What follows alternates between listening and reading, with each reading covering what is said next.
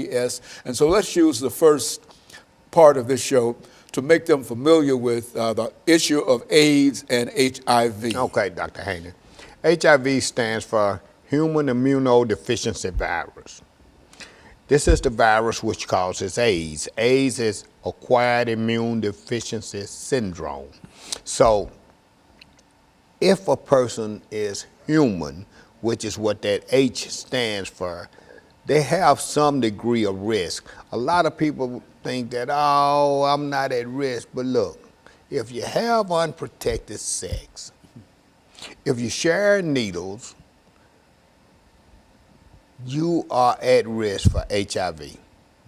No matter who you are, HIV is not who you are, but it's what you do that puts you at risk for HIV infection. So again, if a person has ever had unprotected sex in their life, then they need to go and take an HIV test. Now, if a person has ever shared needles or gotten a tattoo from someone other than a licensed tattooist, then they need to go take an HIV test. The only people still assume, oh, I go to the doctor all the time. If something was wrong with me, the doctor would have told me. That is so far from the truth. In order to find out about if you have HIV, you must take a specific test, an HIV antibody test. That's the only way you're gonna find out. Simply going to the doctor, they drawing blood, it's not going to tell the doctor whether you're HIV positive or not. If that blood is not tested specifically for HIV antibodies, they will never know. And so it's a real issue even today. We talked about that a long time ago. Yeah. But you're telling me that HIV is very, very real today. I know that because of the medical advances in HIV medications and medical regimens, that people are now becoming very complacent about HIV. It's not like we used to hear about it back in the 90s, in the early 2000s, but HIV is still very real now, and people are still getting infected at a large number. We have approximately... And what we'll do, we'll take this first commercial break and we'll come back, and we'll be back with our audience following this very, very short commercial break.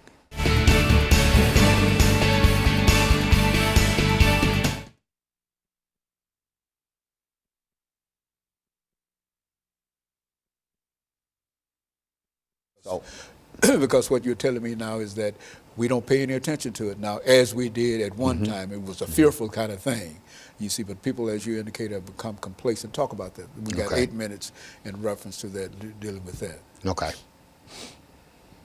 And then when we come back, we'll have 10 minutes, and then this is where you can get into grants or whatever, how you might be able to help, people might be able to help you do what you're doing and what the government is already doing in terms of helping and et cetera. Anything that you want to do, that can deal with that 10-minute segment, but 8 minutes, go on and talk about it like you used to talk about it, you see, because they still need to know. I need to hear it again. Okay. You see. I want to make sure. Okay, we're good. I just want to make sure this thing don't fall out the seat, but I think it's got good. Yeah, it's got a back seat. 1 minute.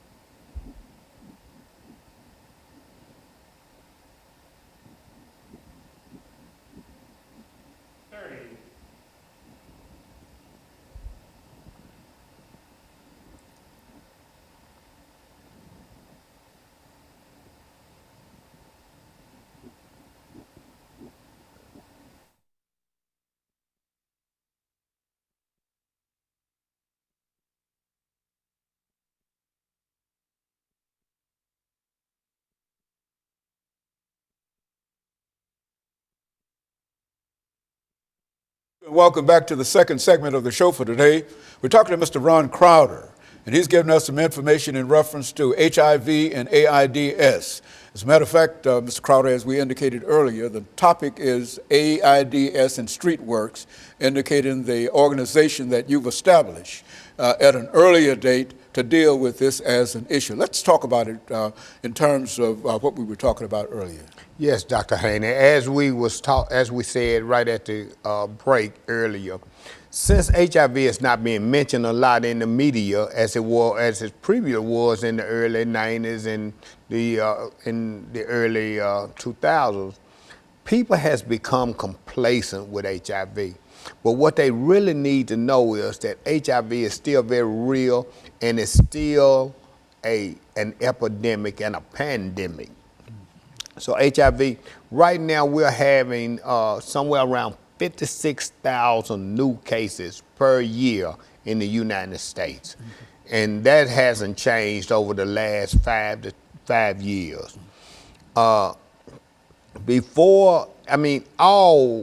Always it's been an epidemic among minorities, African Americans, Hispanics. It's always been an epidemic. Minorities has always been disproportionately impacted by the disease.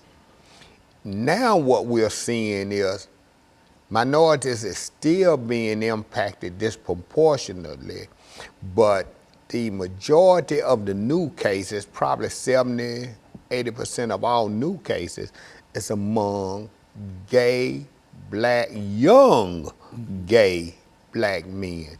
So now we need to start targeting that population in order to reduce the new infection rate. One of the other big things that's going on now, and it's been a while, is that care is prevention. In other words, what we're trying to do now is make sure that if a person is infected, we find those people early so we can find all of the people who are infected and don't know that they're infected, get them in treatment, get their viral load to undetectable levels. And I don't know if you remember way back when Magic Johnson, at one time they were saying Magic Johnson is no longer infected with HIV. Well, that wasn't the truth. What was going on was that he had an undetected viral load.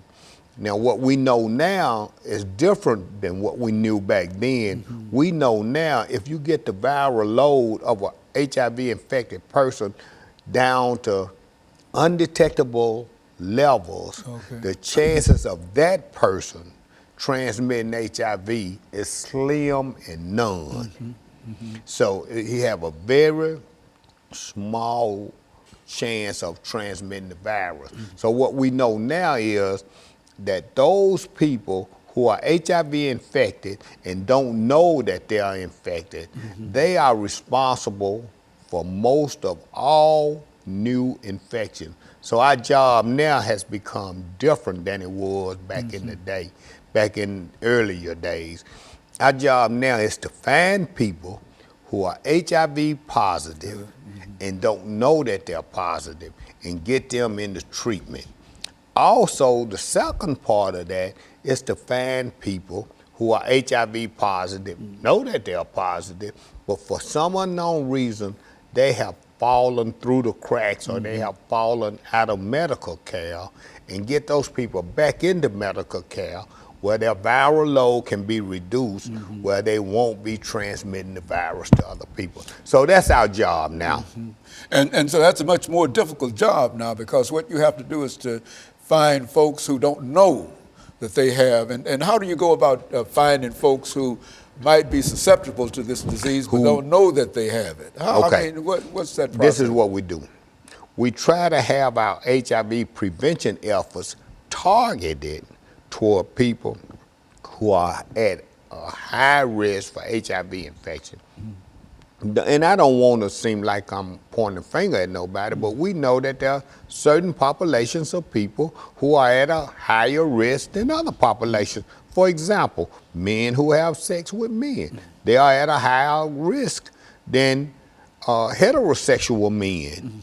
We know that black women are getting infected at a higher rate than other populations of people. So we start trying to target our prevention efforts at those populations of people who we know are at a higher risk.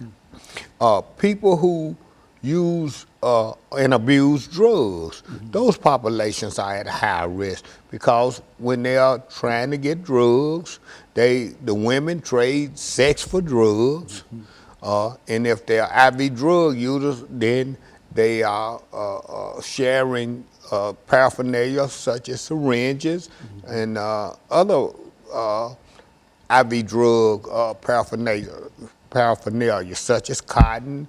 I mean, they sharing the cooker that they cook the dope up in. So, and even people who smoke crack, the crack pipes is a mode of transmission because they use those pipes to the point that they break, and so now they got a piece of, cause you know they're glass. So now they putting broken glass to their mouth. The glass can be extremely hot, burning their lips, putting blisters on their lips. There's a lot of things going on. So Streetworks is just as the name implies. We work the streets. We are out there in them streets finding out what is going on and how we can reduce the risk of people contracting HIV or transmitting it, you know. So, and that's our job. And we work the streets at night. We also work the streets at night to reduce the transmission of HIV as well as STDs. And so there's a real opportunity for what you're doing in terms of helping to at least diminish the spread of AIDS and HIV and AIDS. Is that what we're saying? That is correct. And now there's a real chance that we can end this epidemic. New York has a very optimistic goal of ending AIDS by 2020, and they're on track to doing that. Okay, and of course we're going to take a final commercial break, and we'll be back with our audience following this very, very short commercial break.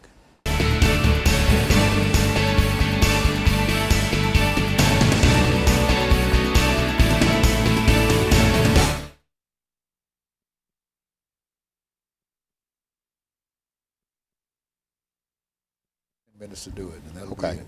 Okay? All right. Yeah, I think I like the way this is going. This is the Okay, information. good.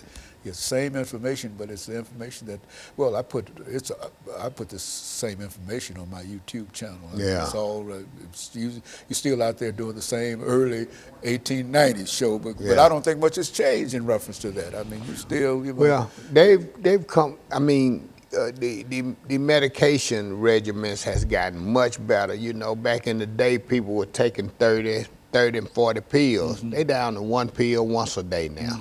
One pill once a day. So they done came up with a lot of different things. And like I say, now, if a person can get down to undetectable, in which most people are, if they're in medical, if they following their medical regimen and they adhering to it. And so New York think it might be able to end. They on track to on end track in 2020 what now? 2020. 2020? That's less than 5 years from now. So they've got a very, very active program. You want to talk about that? And We could talk about. I'm not that familiar. But I can mention that is happening, and there's Yeah. a possibility. When we talked about it the first time, it was, I think we were trying to do is make it a disease that people had, but they had to deal with chronic disease, and et cetera, and et cetera. But it's beyond that now, huh? Well, that's what we need to know that. I didn't know that. So we got 10 minutes, so let's give them as much information as you possibly can. And this is the last 10 minutes I have for today.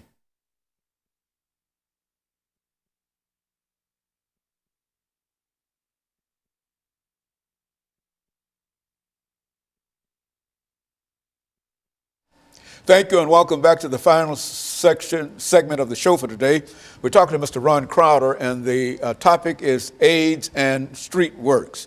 Mr. Crowder, let's see if we might be able to devote this final 10 minutes to dealing with some of the issues, dealing with support for those individuals who are out trying to deal with this as an issue, grants and what the government is doing, what the state is doing, and what has to be done. And I think you've already mentioned that New York is on the road of perhaps ending this disease by, what, 2020? Okay, and that's a very, very optimistic report from what we know about the disease. So let's look at it within that framework. Okay.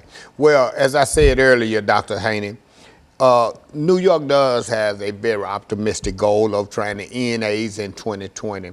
I have my mentor, Reverend Dr. Charles King, who is the CEO of an agency in New York called Housing Works. Mm-hmm. He initiated that way back probably 10 years ago. He started a campaign called Campaign to End AIDS. Mm-hmm. C2EA, and so he gathered leaders from around the country, and he's been advocating for the ending of AIDS for a long time. So he went to the governor of New York, and they came up with ending AIDS by 2020, and so the governor got on board and supported that, and so they're really on track to ending AIDS in 2020. Now, I say that to say this.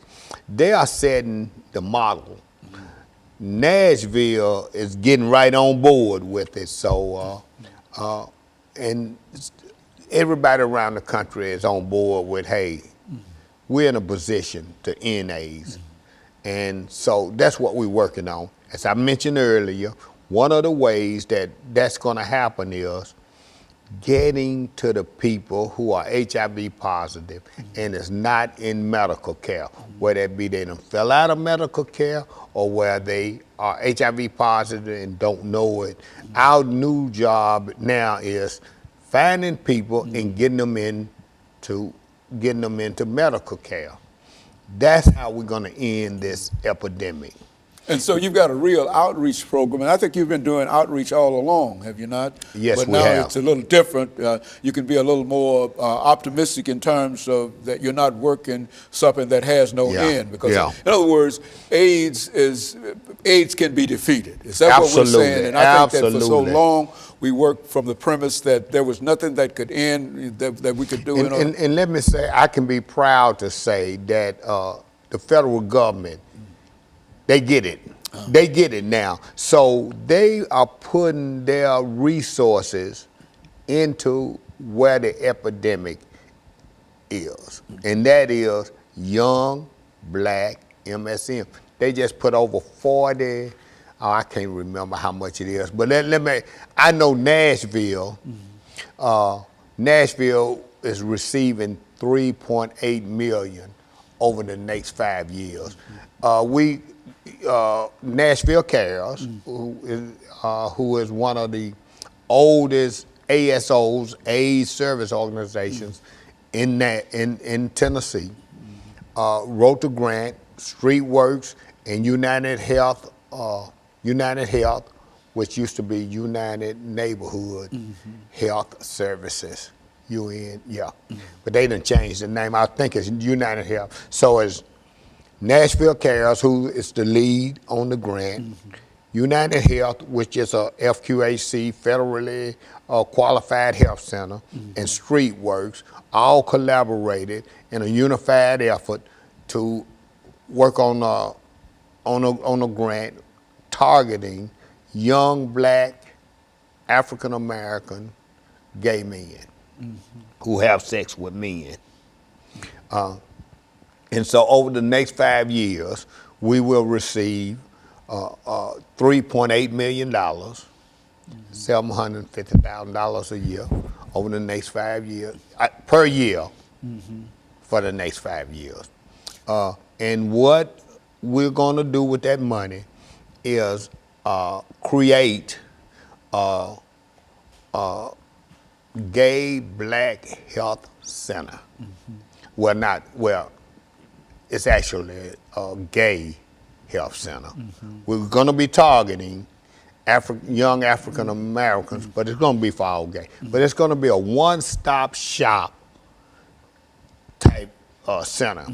And so then the gay men have one place they can go to receive all of their services. And we think that that will help in what we're trying to do to reduce what we call community viral load. Because in that community, if we can reduce the viral load within that community, it will have a trickle effect in reducing the viral load in all of Nashville, thus reducing new infections. So that's where we're going with that.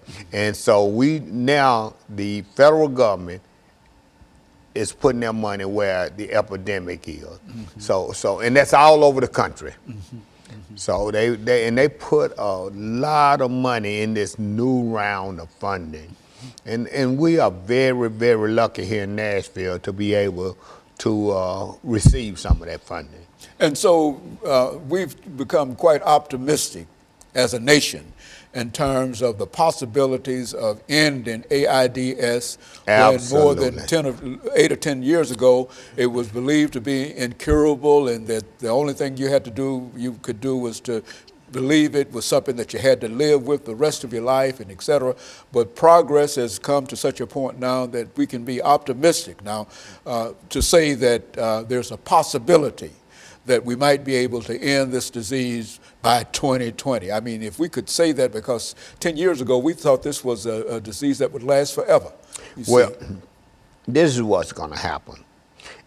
When we say end it by 2020, what we're saying is by 2020, the new infection rate will be very small, and then the people who have it will have to, I mean, it'll still be around because small those and manageable. Yeah, because those people who have it, they got to live out their life. So it'll be around for a while, but in terms of the massive problems that we had with it, and that it was spreading everywhere, and people were talking about it, and et cetera, we're near a period where we're ending that kind of activity in reference to it, looking toward one day of ending it completely. Yes. And I think that if we can say that we're looking toward ending it completely, that's better than we've ever been able to say, because we always believed that it was something that went up for always and forever. Yeah, I say 5 years ago, we was looking at it as a chronic disease, just like diabetes, which it still is a chronic disease for the people who have it. In other words, they'll be able to live with it. Again, it's all contingent upon them staying in medical care and being adherent. That's the thing. You must be adherent to the medication, because if you become resistant to the medicine by not being adherent, then a lot of these medications is, if you become resistant to one medication in that class of drugs, then you are resistant to every medication in that entire class. And so the idea now is to get people to deal with their medication and to understand that it cannot help you if you don't take it. Religiously. You got to not just take it. You need, if they say, look, take this medicine once a day. As prescribed. Yeah. So that means you take it the same time every day. And let me say this, Dr. Haney. We know that even a doctor can't take medicine, because they done some studies on some doctors, and they were no more adherent than the ordinary Joe Blow. Mr. Crowder, let me thank you for bringing that excellent information by, and let me encourage our audience to tune in again next week for another informative edition of Comments. Thank you and good morning.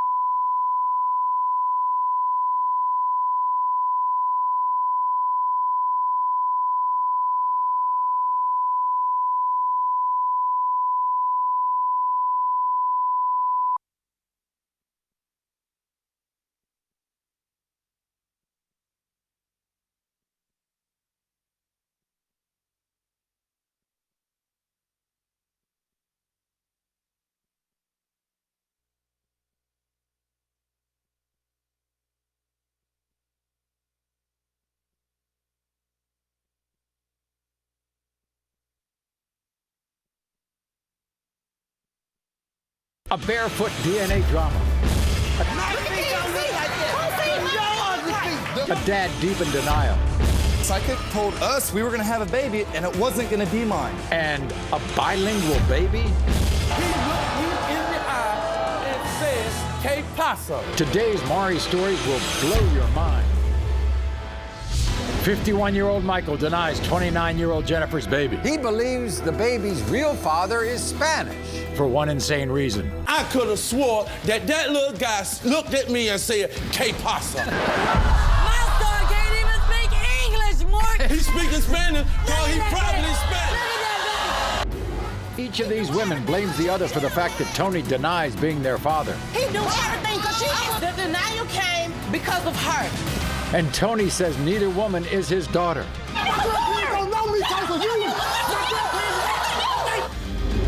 Right after Bobby left her, dumped her, vanished, Erica found out Bobby was married. On Facebook. Now Erica's angry mother wants Bobby to help raise this little girl named Ella. But Bobby's angry wife claims he's not the father. Don't miss all of today's incredible DNA results. The unforgettable drama starts now. Everyone, welcome Jennifer to the Maury Show. Now, okay. So, here are the statistics. Jennifer's 29. Backstage is her 51-year-old boyfriend, Michael. You see, Jennifer and Michael's relationship is at a breaking point because Jennifer says from the moment she got pregnant with her 1-year-old son, Michael Jr., look at him. Michael has been denying that he is the father. Now, Michael says he believes the baby's real father is Spanish. Why? Because Michael says recently Michael Jr., all of 16 months, looked him straight in the eye and said, "Que pasa?" Where did he get the idea that he's Spanish? Okay, he's going by the complexion of my son. Okay, my son light-skinned, I'm white, he's black, so he wants to go by the complexion.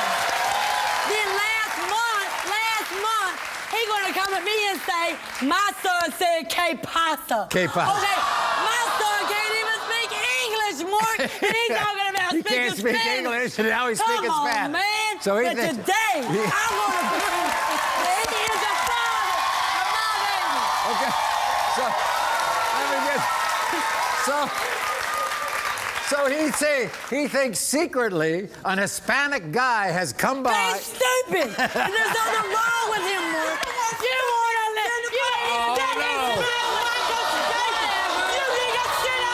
Ladies and gentlemen, welcome Michael's sister Annette to Yes. the show.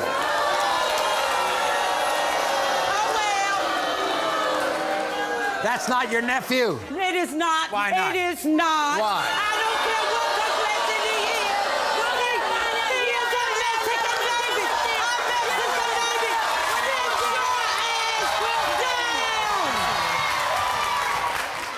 It's all about this age That's difference, right. isn't it? Right? 22 years. Why do you pick such a mature guy? Because I love him, Maury. I love him. How long y'all been going together? We've been together 4 years. 4 years.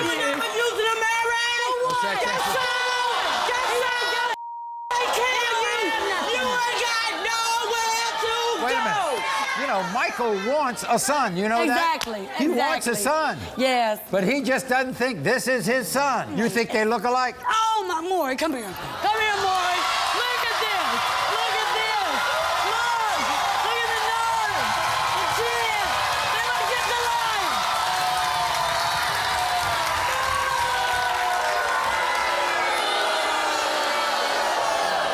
Was he there for the pregnancy? He was there the whole The time. whole time? The whole time. Did he sign that birth certificate? No, he was going to, but his loud-ass sister had a...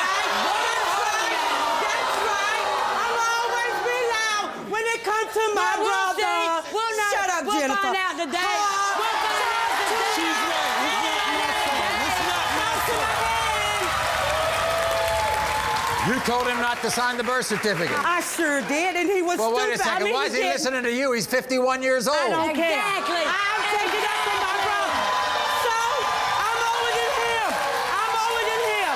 It had nothing to do I with want to you. hear.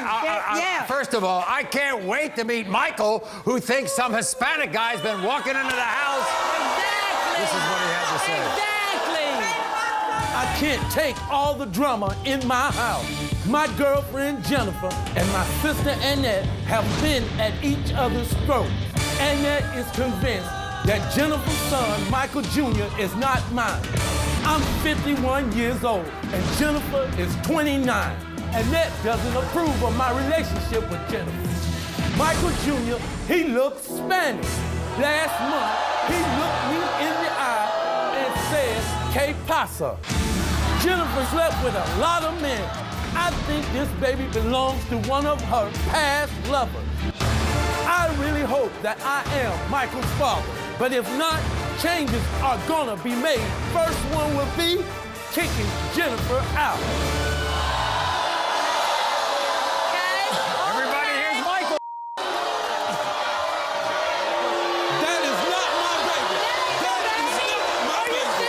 All the running around she done, I know it's not my baby. We'll It's see not my today. baby. We'll see today. That ain't your baby? No. Okay. We'll see today.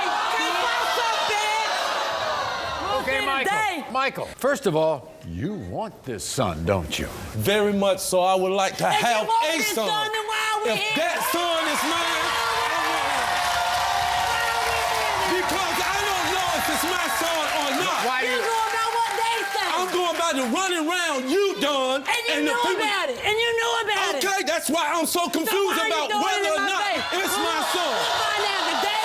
Well, you will We'll find find out out today. today. So everything she's done, you know about, right? Exactly. In the beginning, when I met her, Yeah. okay, That we was the done past. this and that. That's the past. But as we got serious, She and was she a hoe. came up, she came up pregnant. That's when it's in my mind whether or not it's my Yes, I son. Okay, Michael. You think that some Hispanic guy has been coming around the house teaching this little boy how to speak Spanish?